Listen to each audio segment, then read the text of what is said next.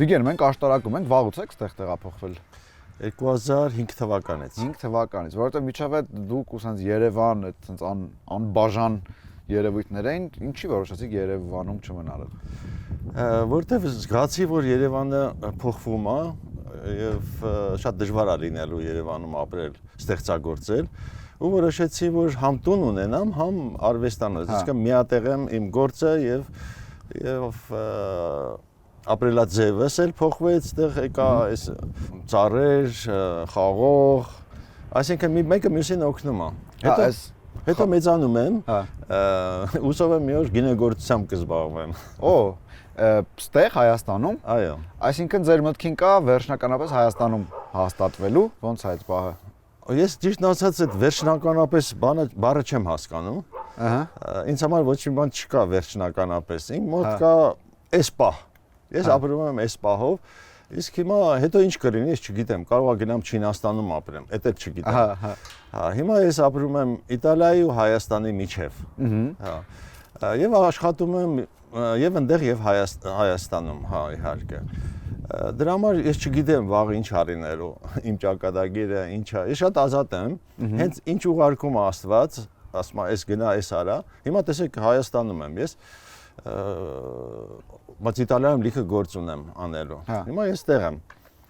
Բայց այսօր երեկոյան գնում եմ Իտալիա։ Մենք գիտենք, դրա համար մենք ձեզնից ժամանակ խլեցինք այսօր, բայց անպայման ուզում ենք զրուցել մինչև ձեր գնալը, դրա համար այսպես իրավիճակում ենք նկարահանում, բայց կապված երբ ասում են օրինակ այսօր շատ տաղանդավոր արվեստագետներ եւ այլն, ինչու Հայաստանում չեն մնում, ինչու են ուրիշ երկրում հաստատվում։ Դուք այդ առումով ձեզ ոնց եք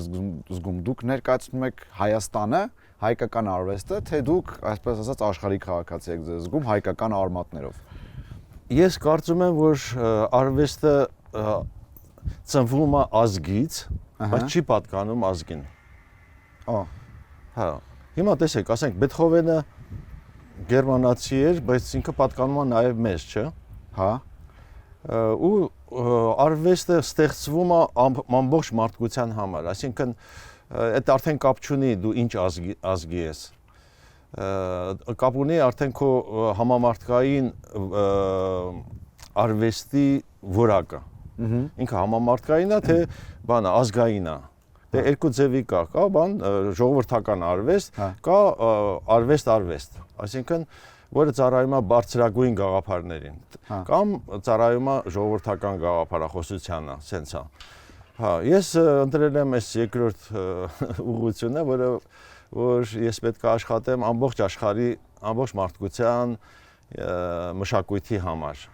Ես ստացել եմ իմ հողից, ստացել եմ, ինչ որ ստացել եմ, եւ փոխանցում եմ ամբողջ աշխարհին։ Խաղողը այստեղ աճեցնում եք, ես կարելի ասել Իտալիա եք մի քիչ բերել։ Տոսկանա եք բերել աշտարակ, ոնց դուք ինքներդ եք ձեր ձեռքով ամեն ինչ անում, թե օգնում են։ Վայ, ես սիրում եմ ամեն ինչ ինքս անեմ։ Օրինակ ես չեմ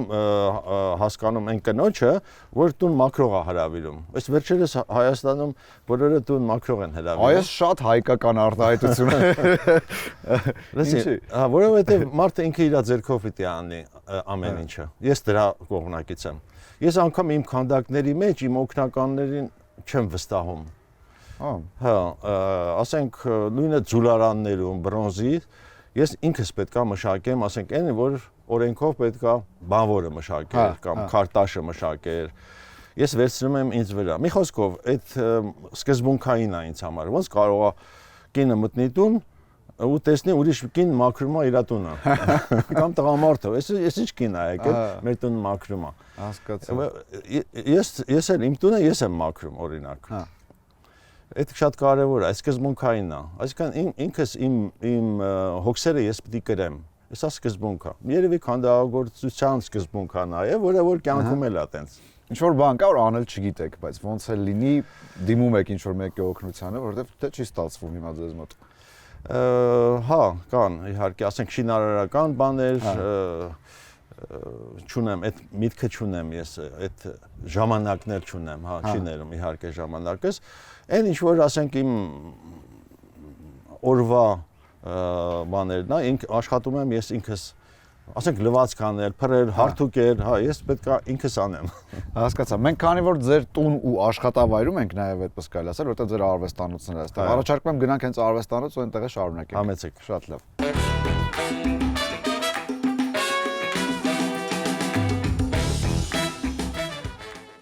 Վիգեն,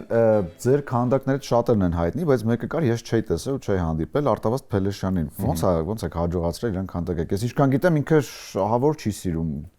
ուշադրություն եւ այլն եւ այլն։ Այո, ինքը չշփվող մարդ է, ուշադրություն սիրում է, բայց չի շփվում ոչ մեկի հետ, չի վստահում, չի խոսում, հարցազրույցներ չի տալիս եւ այլն։ Մի օր ընկերս Հրանտը Վարդանյան ասեց ուզում եմ որ կուզեի որ Վիգենը քո քանդակը աներ, մեկ էլ հանկարծ համաձայնվեց։ Ու ստիպված արեցի։ Հա, եկավ, նստեց, շատ արագ, մի կես ժամում արեցի։ Շատ արագ ստացվեց, ես էլ զարմացա, որտեվ ինքը այնքան խարակտերնի է, որ հենց եղավ, ասեցի, всё, եղավ։ Իրանք էլ զարմացան, ես էլ զարմացա, որ տենց արագ ստացվեց։ Հա, ու դա փաստորեն պատմական արդեն հիշողություն է Արտավազդ Փելեշյանից, որը ինձ համար էլ մեծ պատիվ էր, որ ես արեցի իր կենթանության օրոք ժամանակակից մեր ամենամեծ կինոռեժիսորներից մեկի դիմաքանդակը ես արեցի։ Հենց Փելեշյանի լռության հետ կապված, ինքը ասոցիացիա մարդու հետ, ով լռում է միշտ։ Վերջերս էլ ու ընդհանրապես միշտ ես ինչքան հիշում եմ, այսպեսի մի արտահայտություն կա, որ մտավորականությունը, արվեստագետները պետք է խոսեն, այսինչ պահին կամ այնինչ պահին, ինչու է լռում մտավորականությունը։ Դուք ինչ եք համարում, արվեստով զբաղվող մարդիկ պարտավոր են ինչ որ բանի երևույթների մասին, ինչ որ պահի խոսել։ Դա պարտականություն է, ինչ որ Իմ կարծիքով այո։ Արվեստագետը, քանի որ ժամանակի ներկայացուցիչն է, եւ իր արվեստով եւ իր այս պահին ներկա գտնվելով։ Իմ կարծիքով արվեստագետը իրավունք չունի չարձագանքելու ինչա կատարվում աշխարհում։ Բա քո արվեստը ինչ է, որտեղ տեսեք, Չարենցը կարար լուր մնար, չգրեր եւ ասենք չգնդակահարվեր։ Հա, ես Չարենցի տիպի արվեստագետների կողմնակից եմ ճիշտ ասած։ Հա, պետքա արվեստագետը վերցնի իր վրա հարվածները, ժամանակի, պատմության, հա, բա ինչով ես դու տարբերվում մյուսներից, որ առաջի հարվածը, տեսեք, ընդհանրապես հեղափոխությունների ժամանակ առաջի հարվածը վերցնում է իր վրա արվեստի գործերը, քանդակները։ Տեսեք ինչ է կատարվում, հեղափոխությունն է լինում, մեկ էլ բանը, ասենք, քանդակները հանում են, ջարդում են, փշրում են, չէ՞։ Հա։ Որովհետև ռեժիմը փոխվում եւ այլն, բայց ամեն դեպքում իրանք արվեստի գործեր էին, չէ՞։ Արվեստի գործերը վնասվում են։ Տեսեք, Միքելանջելոյի Դավիթի վրա էլ, ասենք, կոտրել են ձեռքը, մեր բանվորի արձանը ին վարպետիս գործը հանեցին։ Այսինքն արվեստի գործը իր վրա նույնը նկարչության մեջ, ասենք, 14-րդ դարում Ֆլորենցիայում այրեցին մի ամբողջ բան արվեստի էպոխա, որը որ ասենք Բոտիչելի տասնյակ նկարներ այրեցին, չէ՞ բանում այդ հրապարակում Ֆլորենցիայի Սավոնարոլան, որտեղ սկսել էր եկեղեցական արշավ արվեստի դեմ, որտեղ իր կարծիքով արվեստը դարձել էր հեթանոսական։ Ինքը այդ բոլոր արվեստի գործերը սկսեցին վառել։ Մի խոսքով, արվեստը եւ արվեստից Միքելանջելոն, երբ որ Ֆլորենցիայում հեղաշրջումներ էր լինում տարբեր ընտանիքների, Ֆլորենցիայի նկուղներում էր թաքնվում Միքելանջելոն, որ չբռնեն, չգնդակահարեն, այսինքն որտեղ Միքելանջելոն էլ ուղղություն ուներ, ասում էր սա ճիշտ է, սա սխալ է։ Դրա համար կարային Միքելանջելոյին բան անեին, ուղղակի բանտարկեին կամ գնդակահարեին անգամ։ Հա, ինքը թաքնվել է շատ երկար ամիսներ մի եկեղեցու նկուղում։ Հա, հիմա կա այդ նկուղը, որտեղ այնտեղ պատերին նկարել է ինքը այդ ընթացքում։ Մի խոսքով, ես կարծում եմ, որ այո, արվեստագետը պիտի իր ժամանակի ոչ միայն մասը կազմի, այլ հեղինակը լինի, նաև իր այդ պահի հեղինակը լինի, ոչ միայն քանդակների եւ բանաստեղծությունների, այլ մասնակցի հասարակական կյանքի։ Ինչ որտեղ նաև առաջնորդի, այո։ Հասկացա։ Եվս մեկ քանդակ ձեր հեղինակած, որը ես նայում եմ ձեր հարցազրույցներից մեկը 2 տարի առաջվա, ինքը դեռ պատրաստ չէր, նոր մտածում եք իր մասին, Նեֆերտիտի քանդակն է, ու դուք ասացիք, որ նախատեսում եք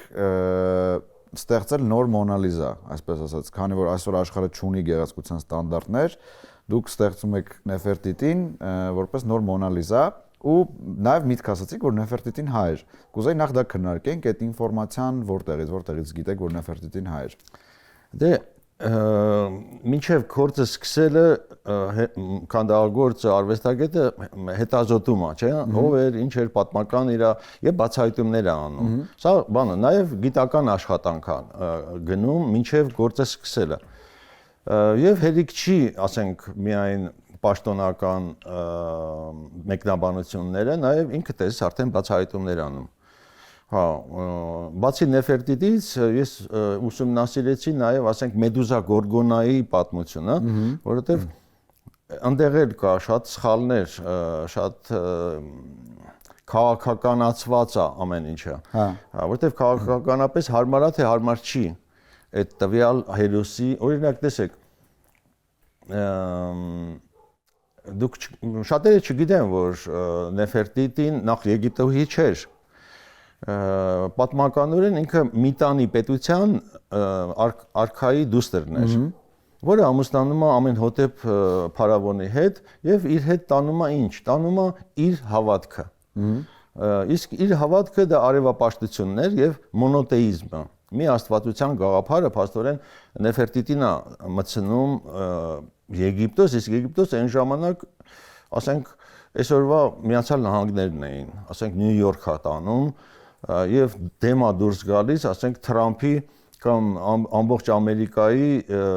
ուղղությանը։ Ինքը ուղղություն է փոխում Եգիպտոսի, իսկ Եգիպտոսը դա քաղաքակրթության այդ պահի ամենաբարձր կետն էր։ Ու ինքը այդ ամենաբարձր կետին բարձանում է ոչ միայն իր գեղեցկությամբ, որտեղ Նեֆերտիտի նշանակում է գեղեցիկը եկավ։ Դա բան է,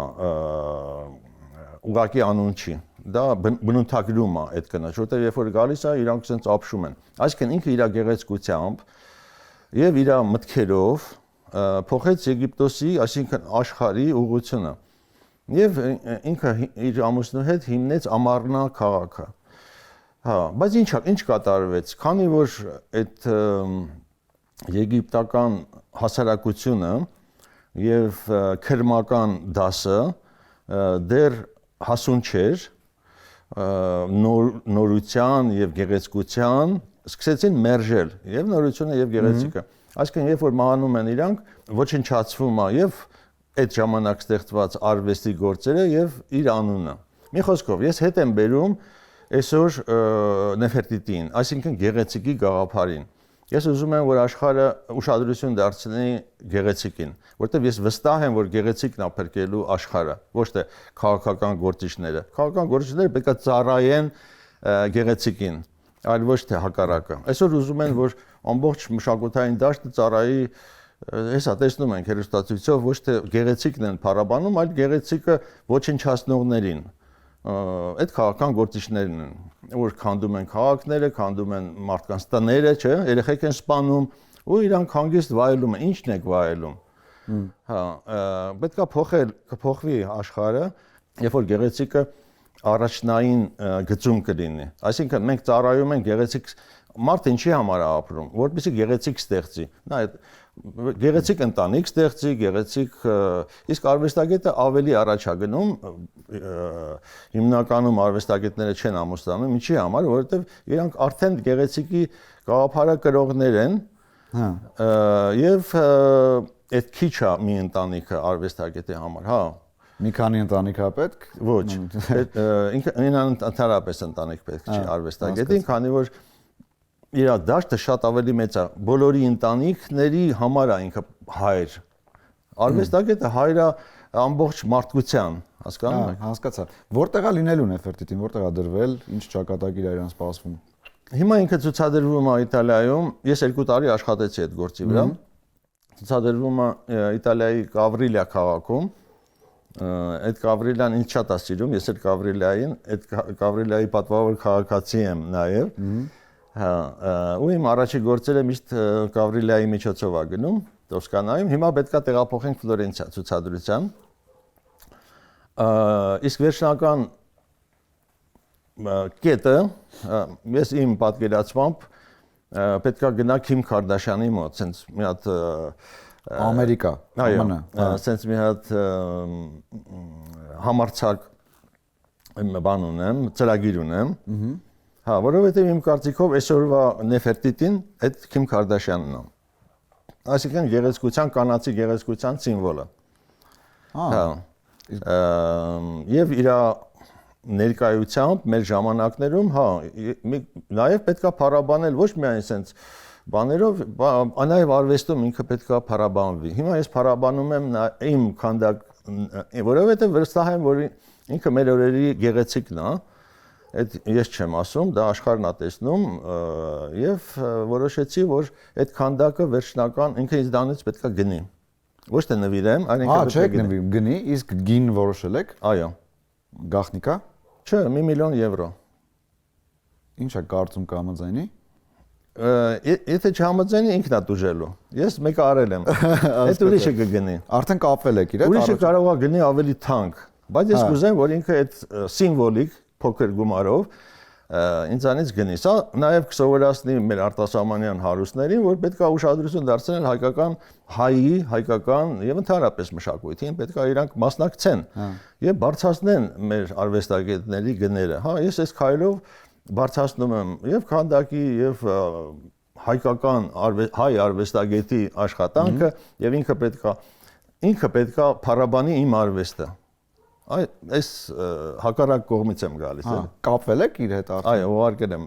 կատալոգը։ Հա, դեռ արձագանք չկա։ 3-4 եմ ուղարկել։ Հա, նոր։ Լավ, դες սպասենք, տեսնենք ինչ է լինում։ Կապված հենց գնելու հետ դուք եւս մի միտք եք ասում ձեր հարցազրույցներից մեկում, ասում եք, որ կա արվեստի համաշխարհային մաֆիա, որը նաև փորձել է ձեզ, այսպես ասած, ներգրավել, ներքաշել իր շարքերը, աշխարհը, այսինքն իրենք են որոշում, ով ինչքանով պետք է վաճառվի եւ այլն։ Մի քիչ կմանրամասնեք, այդ ինչ մաֆիա է, այսինքն ովքեր են այդ մարդիկ եւ ինչու է դա մաֆիա, այլ ոչ թե ուղղակի բիզնես կազմակերպություններ։ Այ հենց այդ է, դրանով որ նմանվում են կուսակցությունների։ Եթե դու այդ կուսակցության անդամ ես, քեզ պատվերներ են տալիս, բան են անում, այսինքն դա առևտուր է, նույն կուսակցությունն էլ է առևտուր, ինչ առումով որ կաշառում են, առաջարկում են բաներ, կոմպրոմիսներ, իսկ ես չեմ սիրում կոմպրոմիսներ, ոչ մի առումով։ Ես շատ ազատ մարդ եմ, իմ ազատությունը շատ ավելին արժի, քան իրանց առաջարկները, հա։ Այդ առումով ես չեմ վաճառվում։ Հա, ասենք եկեղեցին էլ է ինձ, կաթոլիկ եկեղեցին էլ առաջարկ արեց, որ ես մաս կազմեմ, ասենք այդ ուղղության, կոչվում է Opus Dei։ Հա, ես արել եմ այդ մասունքակալը, որի մեջ դրված է մասունքը, այդ սրբի, հա, որից հետո ինձ առաջարկ արեցին, որ իսկ այդ կառույցի մեջ մտնում են կաթոլիկ աշխարհի ամենահարուստ մարդիկ։ Հա,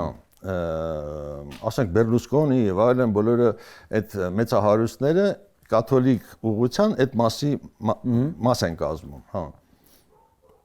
Հա, ու ինձ խոստացել էին շատ բաներ, ասենք Հռոմի Պապի գավազանը պիտի անեի եւ այլն, էլի։ Երբ որ մերժեցի, որ ես չեմ ուզում մտնեմ ձեր բանի մեջ, այդ կազմակերպության մեջ, էլի քրիստոնեական բան է, դա ուղղություն է, կաթոլիկ։ Ու դրանից հետո բան եղավ, կտրվեց մեր կապը, որտեվ ես նախընտրում եմ ազատությունը, հա։ Իսկ դրանից հետո ինչ որ բաներ արեցին, որ ձեզ խանգարեն օրինակ, ձեր գործունեությանը։ Չէ, խանգարել, ինչով են խանգարելու ինձ։ Առաջարկ եք մերժել։ Հա, խանգարում են նրանով, որ ասենք պատվերներ չեն տալիս, հա։ Հա, էս է ընդհանրապես, թե չէ խանգարել, sense կոնկրետ բան չէ, 37 թիվը չստալին է, չէ՞։ Հա, հասկացա, հա։ Հա, օրինակ Քոչարին խանգարում էին, այո։ Որտեվ ինքը մերժում էր եւ այդ ռեժիմը համար ինքը վտանգավոր էր։ Ռեժիմի համար վտանգավոր էր Մինաս Ավետիսյանը, որին սպանեցին, ասենք բանը Պարուսևակը, այո, ոչ միայն իրան, ասենք, ես երևի այդքան վտանգավոր չեմ, որ սպանեն։ Հասկացա։ Հենց կապված հայ արվեստագետների հետ, էլի մի անգամ ասել եք, որ ձեզ համար Կոմիտասը Վերդիից առավել է։ Կարող եք այսպես մարդկանց համար, ովքեր այդքան էլ լավ չեն հասկանում երաժշտություն կամ արվեստ։ Ինչով է Կոմիտասը Վերդիից առավել։ Այ Կոմիտասը դա Վերդին երաժիշտ էր, Կոմիտասը երաժիշտ չէր։ Ինձ համար Կոմիտասը դա նույն Լեոնարդո դա Վինչին էր, որտեղ գիտեք ինչ, մարդիկ կան, որ ոչ թե մասնագիտությունն է կարևոր, այլ էությունը։ Ինձ համար Կոմիտասի էությունը աստվածային է։ Այնց ոնց որ Լեոնարդոյի էությունը, որ ասում են Լեոնարդոն բան էր, չէ, նկարիչ էր, չէ։ Ինքը ընդամենը նկարել գիտեր։ Բայց ինքը ավելի մեծ էր, քան ամբողջ նկարչությունը իրար հետ վերցրած։ Ինձ համար նույնը, որ Կոմիտասը երաժիշտ չէր, ինքը երաժշտությամբ արտահայտվում էր, բայց ինքը ավելի մեծ էր, քան երաժշտությունն էր։ Եվ ինքը իր մեջ վերցրեց ամբողջ աշխարհի երաժշտությունը եւ ամենաբարձր որակների մեջ։ Այսինքն Կոմիտասը դա աստվածային ծնունդ է եւ շատ ճիշտ է, մեր եկեղեցին ուշացրել է իրան սրբացնելը։ Հիմա է ուզում սրբացնել։ Հասկացա։ Կոմիտասը ինձ մարդկության սուրբն է։ Ասենք թե Գրիգոր Լուսավորիչն է։ Բայց առավել քան Գրիգոր Լուսավորիչն է։ Գրիգոր Լուսավորիչը վերջը իր շատ լավ գիտենք, իսկ սա մաքուր էր Կոմիտասը, այ ինքը օրինակ է մարդկության համար։ Իհարկե առաջի հերթին հայերի համար է օրինակ, բայց ինքը օրինակ է ամբողջ աշխարհի համար։ Ոնց որ ասենք Գրիգոր Նարեկացին։ Հասկացա ձեզ։ Կապված էլի արվեստի գործերի հետ, կա արդյոք աշխարհում որևէ ստեղծագործություն, կլինի դա քանդակ, կտավ եւ այլն, որ դուք չեք հեղինակը, բայց կուզեիք ձերը լիներ։ Դե ես հենց դրա համար Ֆլորենցիա գնացի։ Գիտեք ինչ, ես Իտալիա չեմ գնացել, ես գնացել եմ Ֆլորենցիա։ Այդ տարբեր բաներ են, որովհետև ես Ֆլորենցիայի կարիք ունեի որպես մշակութային կենտրոն, որի իհարկե որը ստեղծվել է վերածննդի շրջանում, բայց իմ կարծիքով հիմնադիրը Միքելանջելոն է։ Այո, այդ իմ մայստրոն է Միքելանջելոն։ Ես ունեցել եմ 2 հատ մայստրո, այսինքն ուսուցիչ, այդ Արա Հարությունյանն էր, որ 15-16 տարեկանից ես սկսեցի աշխատել իր հետ, 8 տարի, եւ երկրորդը Միքելանջելոն կարիքը ունեի, այո, Միքելանջելոյի այնպիսի գործեր կան, որ ես զգում եմ ոնց որ ես արած լինեմ։ Հա։ Այ Միքելանջելոյի հետ մենք շատ, այսինքն ինչ որտեղ Միքելանջելոն ինձ ուղղորդեց, իր գաղտնիքները բացեց, որտեղ ես ամեն օր նկարել եմ իր քանդակները, գնում էի նկարում էի ամեն օր։ Ես ապրել եմ Միքելանջելոյի հետ, Միքելանջելոյի կյանքով եւ շնչել եմ այդ նույն օդը։ Իսկ Ֆլորենցիան ունի այդ ստեղծագործ օդը, հավատացեք, տենց բան կա։ Հասկացա։ Եվ վերջում ինչի վրա եք այսօր աշխատում, ինչ միտք կա, որը դեռ քանդակի չի վերածվել։ Հիմա հենց այսօր գնում եմ, վաղվանից սկսելու եմ մի շատ կարևոր մարդու դիմաքանդակ պետք է անեմ, ոնց որ ասենք արել եմ բանը, Արա Հարությունյանը, Փելեշյան, ինձ խնդրեցին անեն, ես նվեր եմ անելու մի մարդու դիմաքանդակի, որը մեզ օգնեց, որ Մինաս Ավետիսյանի որմնանկարները փրկվեն։ Այդ որ հիմա աերոպորտում է, որ այդ ես եմ կազմակերպել այդ մարդու հետ օգնությամբ։ Ինքը Ֆլորենցիայի ռեստավրացիայի դպրոցի տնօրենն է, դա սեփական բան է, դպրոց է։ Այդ մարդը իր հոբելանի համար մեծ հոբելան է պատրաստվում Ֆլորենցիայում, ես պետք է անեմ իր դիմաքանդակը։ Հիմա գնում եմ այդ դիմաքանդակը անեմ, Ֆրանչեսկո Ամոդեի իր անունը։ Հա, որ տեսեք ինչքան մեծ գործ արեց Մինաս Ավետիսյանի եւ մյուս արվեստագետների, որ մնանկարները փրկվեց այդ մարդու շնորհիվ։ Վիգեն, շատ շնորհակալ եմ հետաքրքիր զրույցի համար, ձեզնից ուղղակի շատ ժամանակ չխլենք, ձեզ նաեւ այսօր բարի թռիչք եւ ոնց որ ասում են փափուկ վայրեջք ու սպասում ենք ձեզ նորից Հայաստանում։ Կտեսնենք։